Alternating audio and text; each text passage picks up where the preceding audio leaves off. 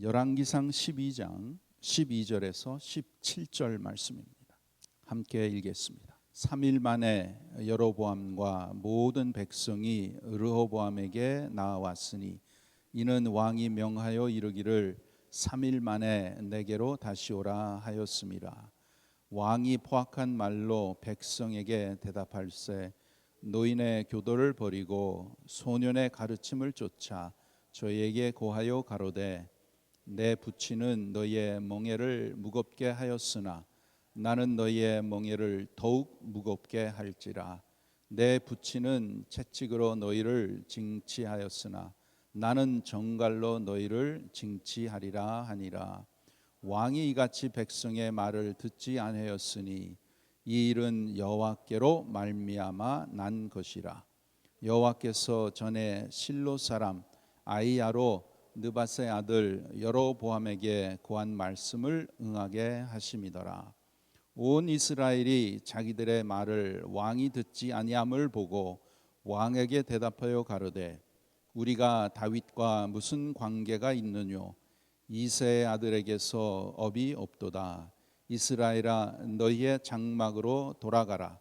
다윗이여 이제 너는 내 집이나 돌아보라 하고 이스라엘이 그 장막으로 돌아가니 그러나 유다 성읍들에 사는 이스라엘 자손에게는 르호보암이 그 왕이 되었더라. 아멘. 솔로몬 왕이 40년 동안 이스라엘을 다스리고 이제 죽었습니다. 그리고 이제 그의 아들 르호보암이 대를 이어서 이스라엘의 셋째 왕이 됩니다.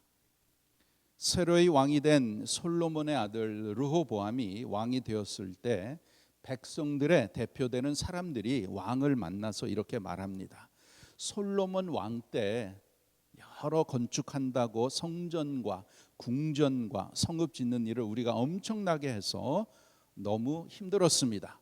그래서 이제 당신이 왕이 되었으니 백성들을 너무 괴롭히지 말고 편안하게 살도록 해달라고 그런 그 내용을 부탁을 합니다.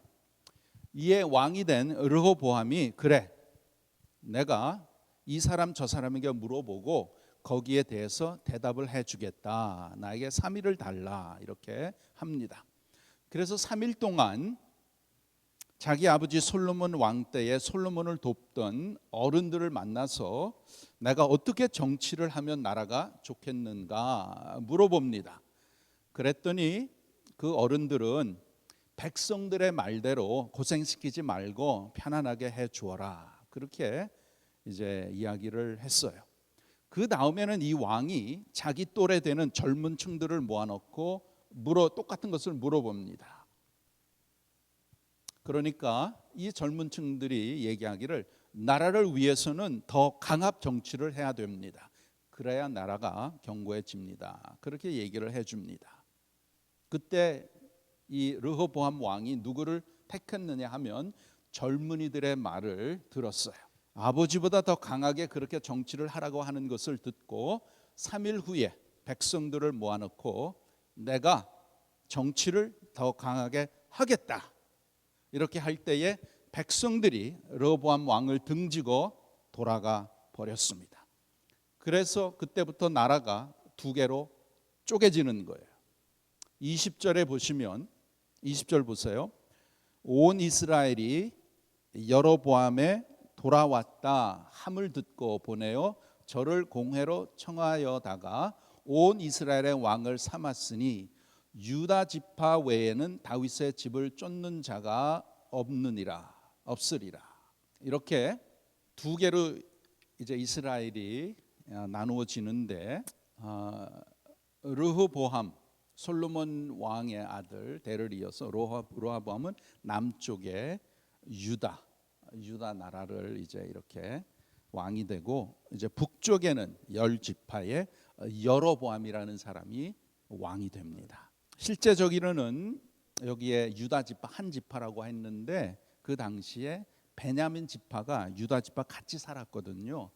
그래서 확실한 것은 유다하고 베냐민 지파 두 지파 그것을 그냥 유다라고 하는 거예요. 거기에 르호보암이 이제 왕이 되고 남쪽에, 그다음에 북쪽에는 열 지파, 거기에 여로보암이 이제 왕이 됩니다.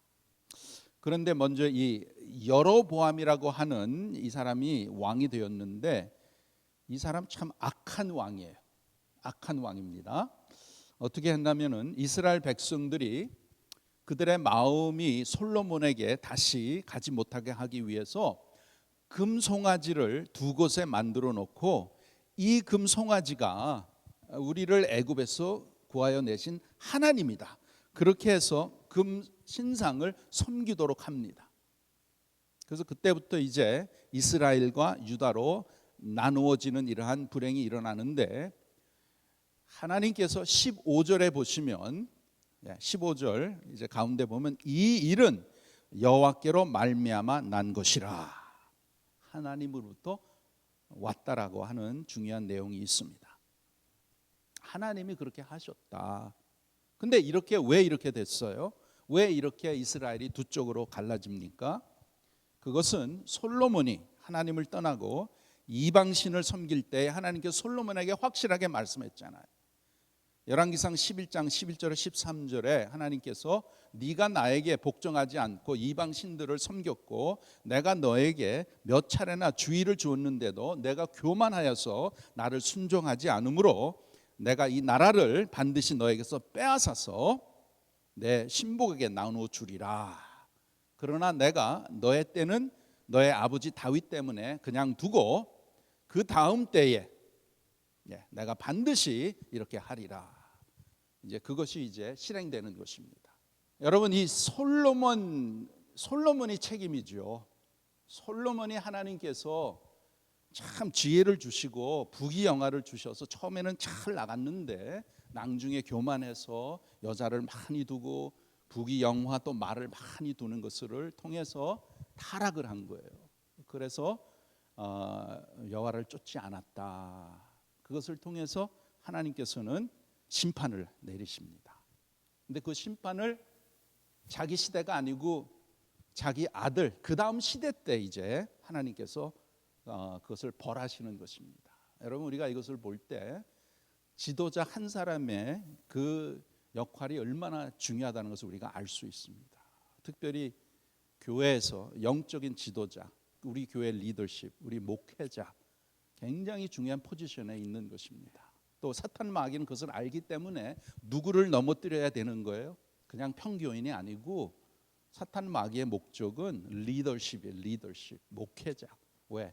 그 한 사람 넘어뜨리면은 그만큼 크게 영향력을 가기 때문에 사탄 마귀의 그 괴락을 우리가 깨닫고, 참 여러분은 지금까지 잘 하시지만 계속해서 목회자들을 위해서, 교회 리더십을 위해서 기도 계속해 주시기를 원합니다. 이렇게 여러분, 하나님이 주신 리더십은 그냥 뭐 적당히 해서 되는 게 아니에요. 솔로몬 한 사람 때문에 이스라엘 그 민족이 그냥 둘로 이렇게 갈라지고 얼마나 고생을 합니까? 계속해서. Why? 솔로몬 왕 때문에. 솔로몬 왕이 자기 마음이 교만하지 않고 겸손하게 하나님께 순종하고 하나님을 따라갔으면 나라가 이렇게 나누어지지 않을 텐데, 그렇지 아니하고 교만해서 자기 욕심 또 악한 것을 따라가서 이제 이스라엘이 그렇게 됐죠. 이것을 보면서 정말 하나님께서 우리의 마음을 지켜주시지 않으면 우리는 죄성을 따라서 다 끌려가게 되어 있습니다. 모두가 다, 목사, 장로 아무리 신앙이 좋아도 하나님이 다스려주지 않으면 우리는 죄로, 죄성으로 다 끌려가게 되어 있다는 것이죠.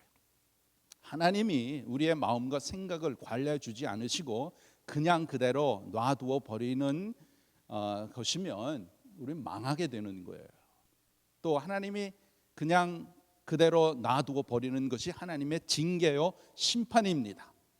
하나님께서 우리를 그냥 내 죄성으로 내가 원하는 대로 놔두어 버리면 우리의 마음은 어디로 가느냐? 어디로 갑니까? 하나님 쪽으로 가요? 절대로 그렇지 않습니다. 우리는 사망 쪽으로, 죄 쪽으로 끌려가는 거예요. 그리고 그렇게 돼서 대가를 치르게 되는 거예요. 무서운 것입니다. 솔로몬에게 그렇게 됐잖아요. 열왕기상 11장 9절에서 10절 한번 보겠습니다. 열왕기상 11장 9절에서 10절 함께 읽겠습니다. 시작.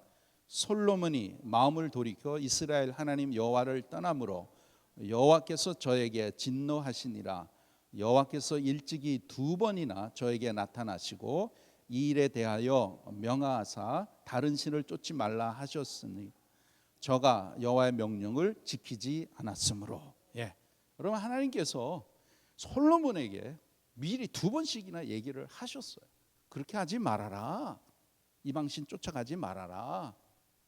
경고를 하셨어요. 2번이나 이렇게 하시고 계속 하셨는데도 솔로몬이 그 말을 듣지 않고 자기 교만한 대로 자기 뜻대로 했어요. 그걸 보시고 하나님께서 그래? 그러면은 내가 징계를 한다. 형벌을 내린다. 그래서 솔로몬 때문에 이스라엘이 그렇게 갈라지고 엄청난 이 고난을 받게 되죠. 하나님의 진노를 받게 되는 것입니다. 여러분, 하나님께서는 저와 여러분을 사랑하셔서 우리가 잘못된 길을 가고 이제 세상 쪽으로 그렇게 했을 때 하나님이 경고하십니다. 가지 말아라. 우리에게 양심을 주시고 성령도 말씀을 하세요. 네 뜻대로 가지 말아라. 내 뜻대로 가라. 죄악된 길로 가지 말아라 말씀하십니다. 우리가 하나님의 백성에는 성령께서 말씀하신 걸 우리가 다 듣습니다. 그거를 주세요. 근데 거기에 순종하지 아니하고 고집해서 내 뜻대로 간다, 내 마음대로 한다. 그러면 하나님 어떻게 하시겠어요? 하나님 디스플린 하시잖아요. 하나님 치십니다.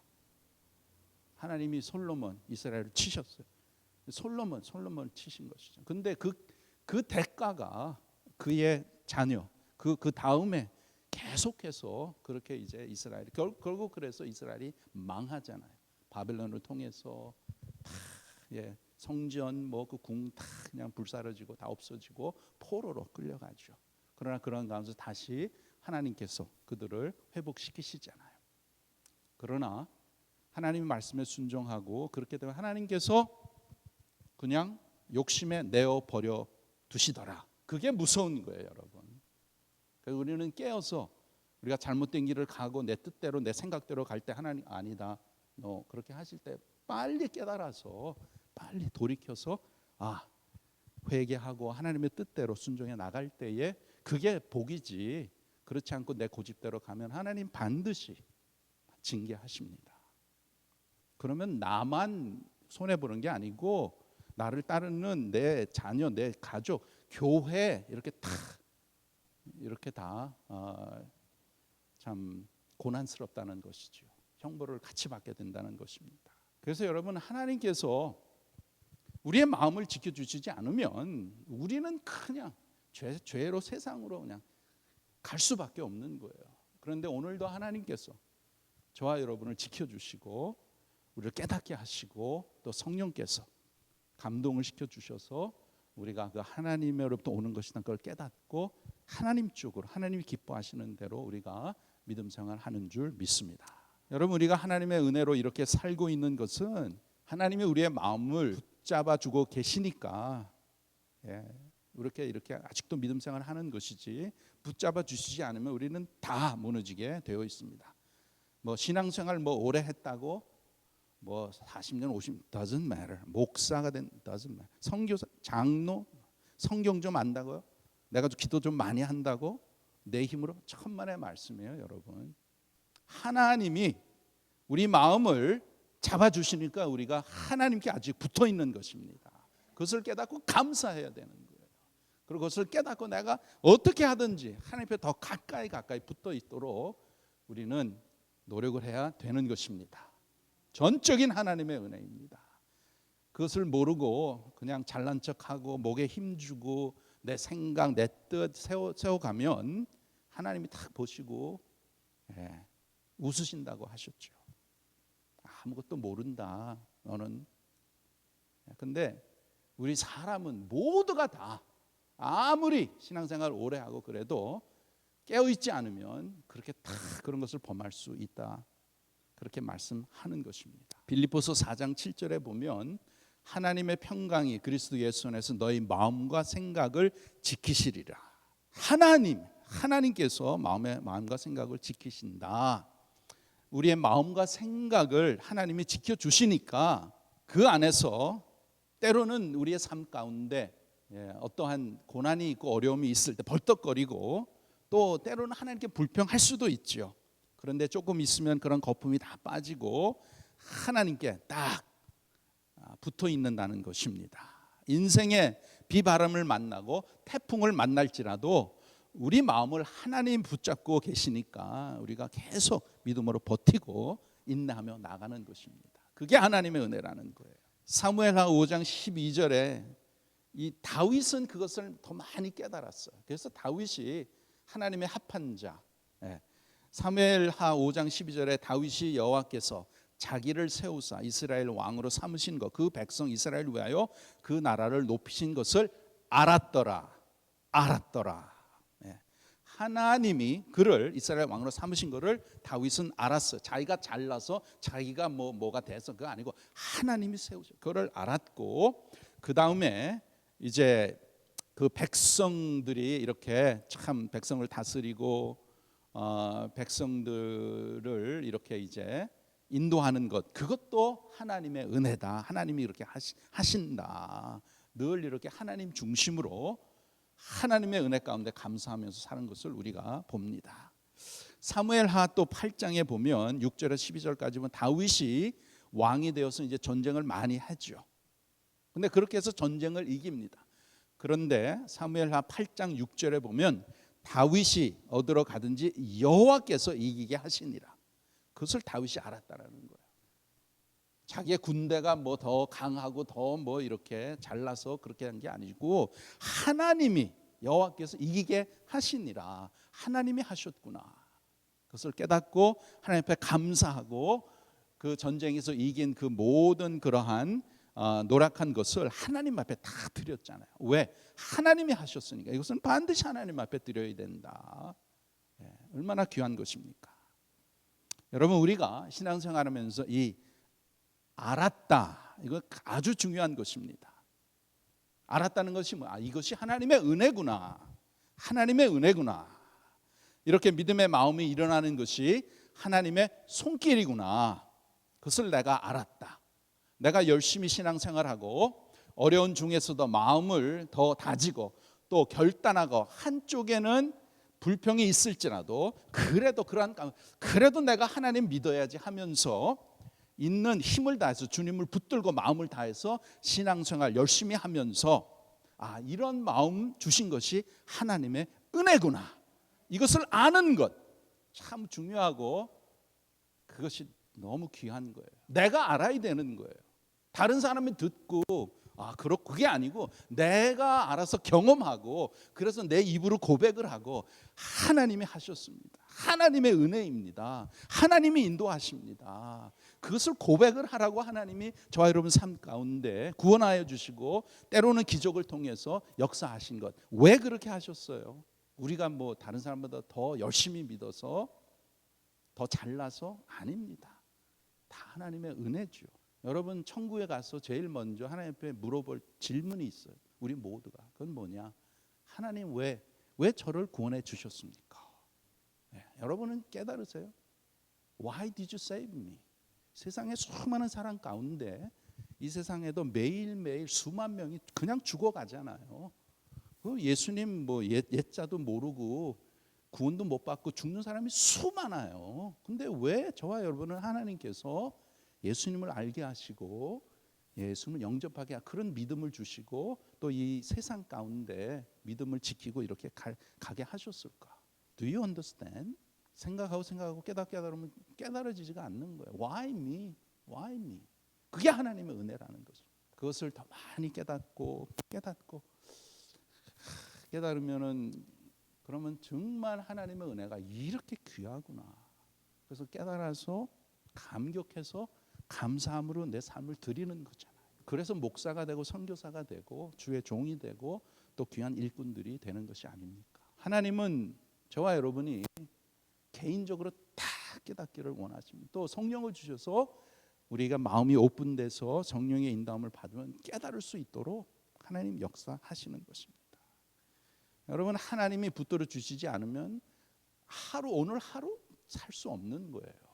우리의 마음 지켜주시지 않으면 우리의 마음은 항상 누가 나를 이렇게 뒤통수 치면 그래 복수하는 게 우리 그 마음에 다 있어요. 목사는 왜 없겠습니까?